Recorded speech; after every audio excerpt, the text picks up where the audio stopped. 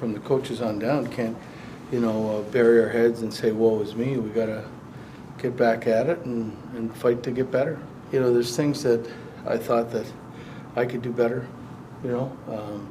and that it's on me.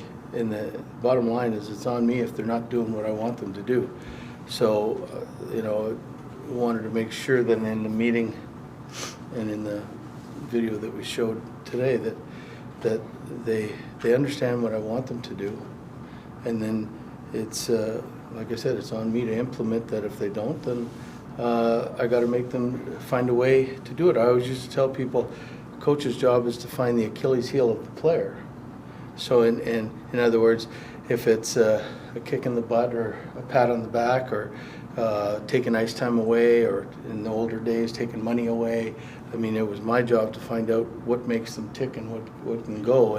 And maybe sometimes I've let that slide a little bit and just go back to the well a little too often. So it's up to me to make these guys more accountable. They had a feisty practice, I thought. So I mean, I think the hope, the spirit is determination and not uh-oh type of scenario. So we'll see tomorrow. It's not tough to build them back up. It's a little bit tougher to center people out in front of a group. Nobody likes to have that happen.